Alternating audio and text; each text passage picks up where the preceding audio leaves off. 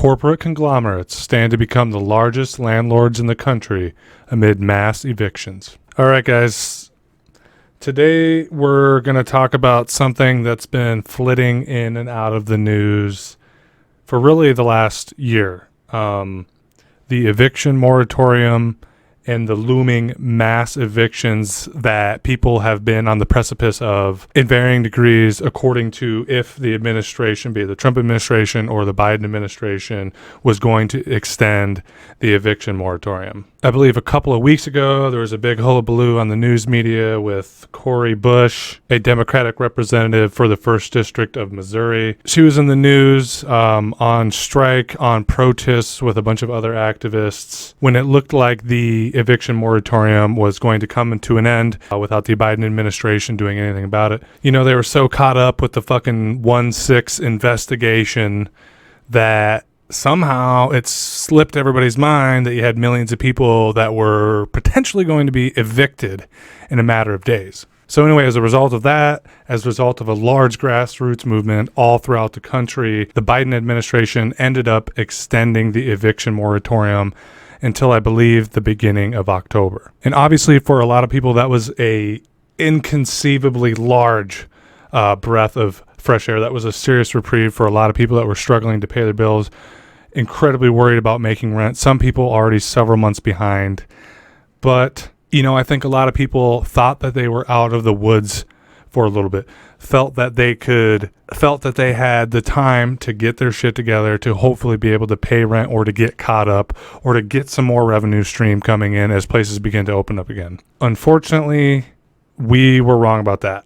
Activists were wrong about that. The eviction moratorium came before the Supreme Court, where it was struck down as unconstitutional that the CDC had overextended its constitutional rights by imposing a eviction moratorium. So now it looks like that eviction moratorium that people were desperately, clinging on to, that was their only lifeline, is kaput. And of course, while this eviction moratorium did help a lot of people, it didn't stop foreclosures, and it still didn't stop a lot of evictions. And as a result of these mass evictions and foreclosures, we've seen a incredibly disturbing trend in the U.S. where large corporate conglomerates have been buying up huge amounts of rental properties, and not only rental properties, but beginner homes for prospective homeowners. And now this is a topic that I'm sure a lot of other YouTubers, streamers, and content creators have touched on, the fact that giant corporations have been buying up a large amount of rental properties and foreclosed homes.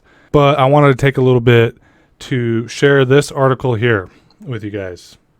It says, exclusive report details corporate landlord gluttony as millions face evictions. And this is from Common Dreams. So as always, I'm going to go down this a little bit and read some of it for you guys. I'm going to read a little bit more than usual, and I have another article I want to touch on as well. Give you a lowdown on this, and then we'll talk about it a little bit after. Despite their loud public complaints to lawmakers about the supposed economic hardships caused by the CDC's now terminated eviction moratorium, large real estate companies have privately touted their solid performance during the coronavirus pandemic, and they've rewarded their CEOs with major pay increases. Oh yeah, I guess we could have guessed that, huh? Shit gets hard for the working class man, and they still be pushing out fat bonuses for fat cats, huh?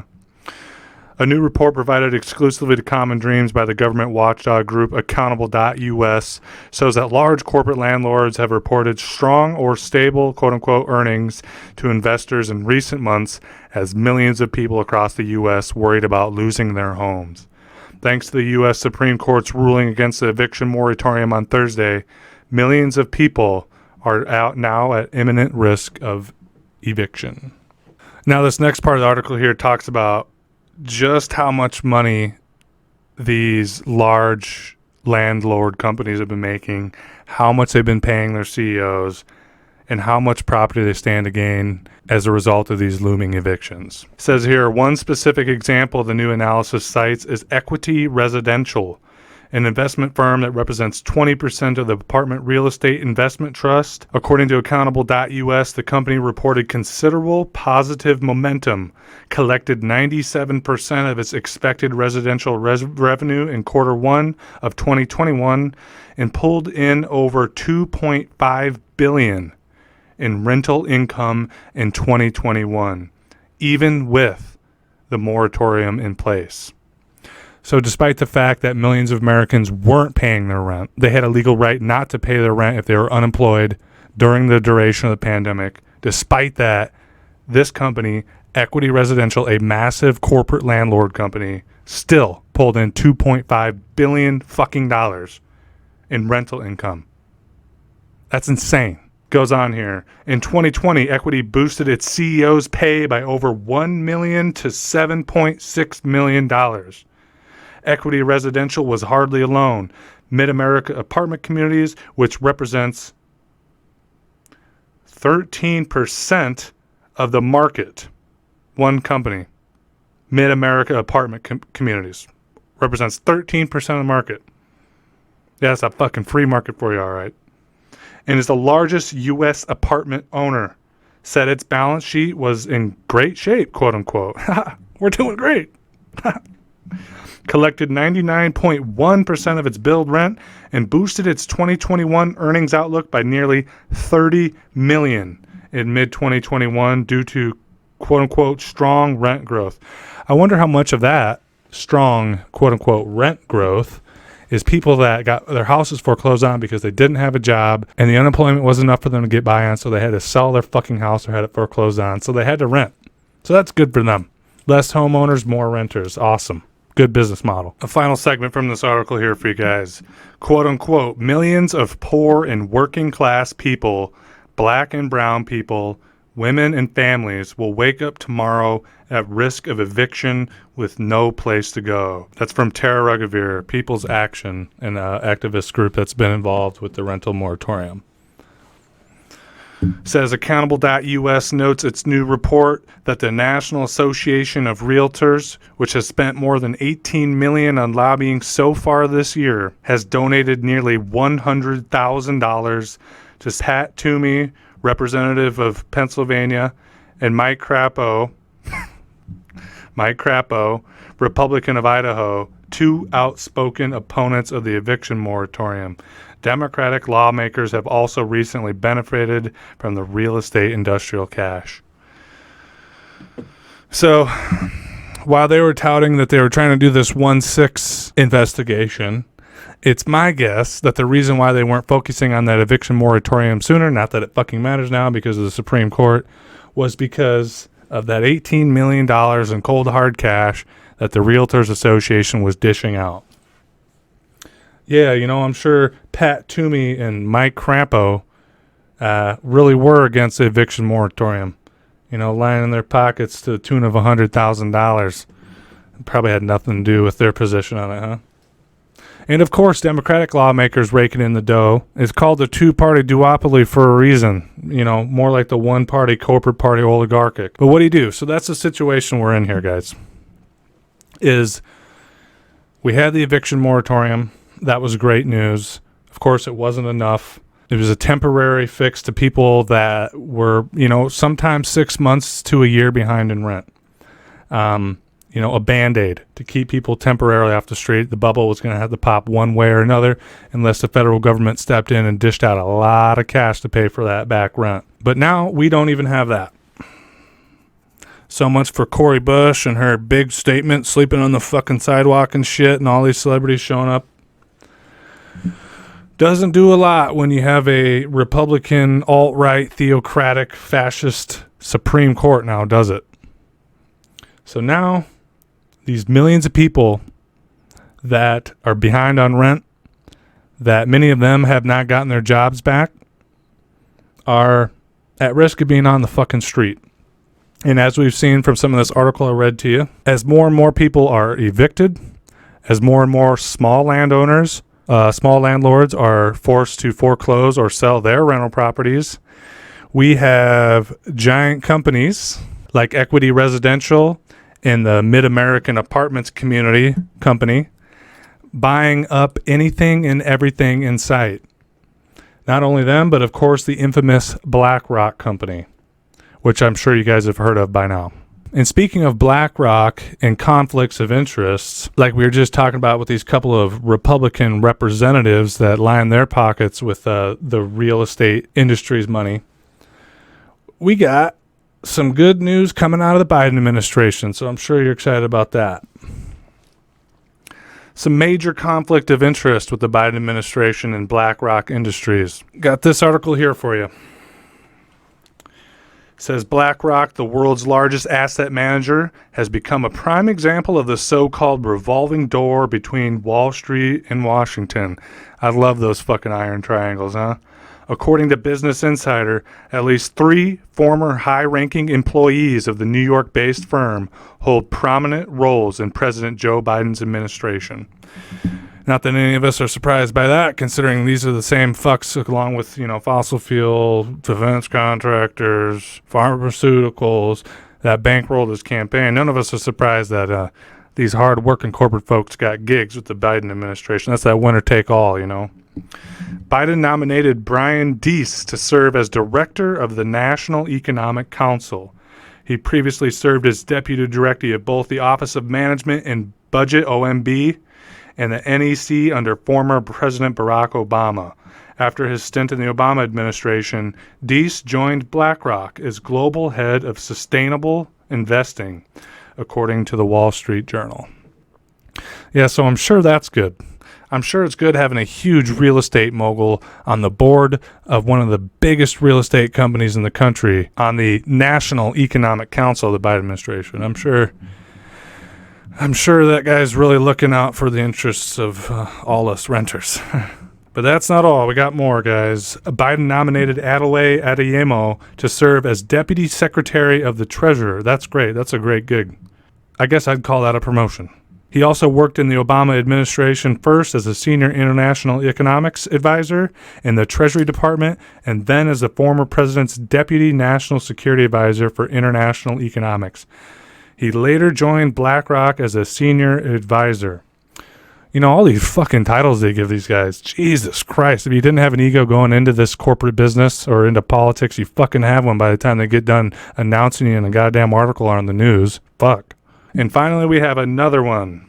Vice President Kamala Harris's chief economic advisor, Michael Pyle, was formerly the global chief investment strategist at BlackRock, according to Bloomberg. Like his colleagues, Pyle also worked in the Obama administration and served in multiple roles in the NEC, OMB, and Treasury Department.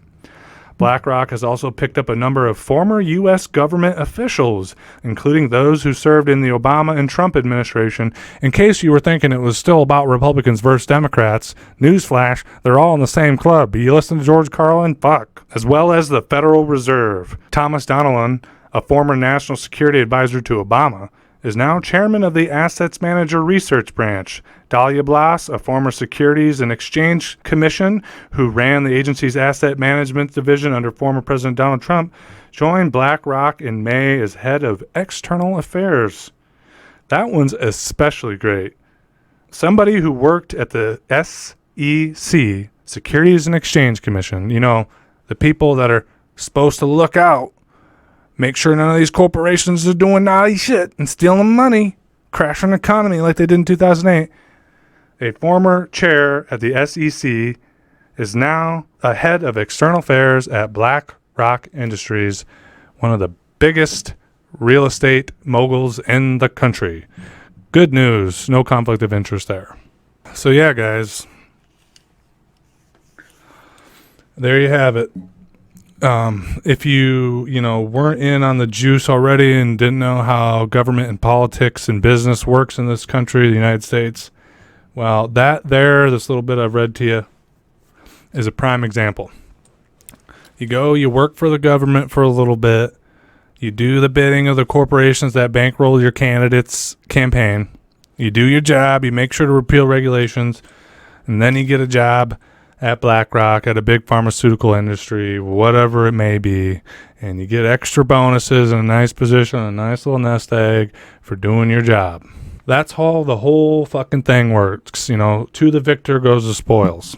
And I wish, I know I'm being a little silly with this and putting on some satire and I'm wearing the shades or whatever, and no, I haven't relapsed, and no, I'm not hungover. I just felt like wearing the fucking shades.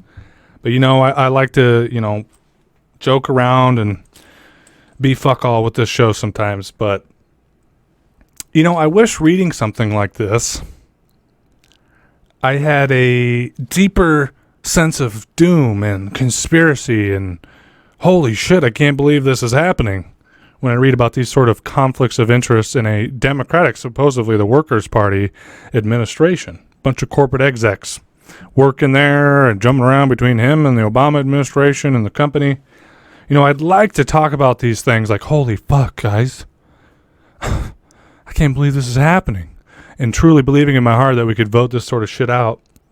But no, I'm sitting here making a joke out of it because it's what's normal. And that fact is incredibly fucking sad. But yeah, guys, this is what's happening. There was the pandemic. All these corporations, did tantamount to what is kicking people out on the street. They kicked them out of their jobs. They lost their incomes. Their homes were foreclosed on. Before the first eviction moratorium, a lot of people lost their homes. We put the eviction moratorium in place to try to stop it, but now it's gone. And now you got potentially millions of people that are going to be joining the already 500,000 to 1 million people on the street. And I can't even begin to tell you what that's going to fucking look like. What sort of burden that's going to put on our social infrastructure. What sort of political instability is already going to be heaped on top of this already boiling fucking pot. But yeah, this is how it works. They crash the economy either through their gambling or mismanagement of a crisis like this. Everybody loses their shit that they worked their whole fucking lives for. They scoop it up, and their companies get bigger, and they get fucking richer. They did it with small businesses. They did it with housing back in 2008. It makes you wonder almost if they orchestrate these fucking collapses on purpose. Because here's the thing. These giant corporations like BlackRock or Mid-American Apartments Company or Walmart, it don't matter how bad the economy gets because they get subsidies from the government. They don't pay taxes. Their size is so large and their supply chains are so pervasive and so well oiled that they can weather just about any economic or natural disaster. But who can't make it through is renters, is people barely able to afford their mortgage, is small business owners.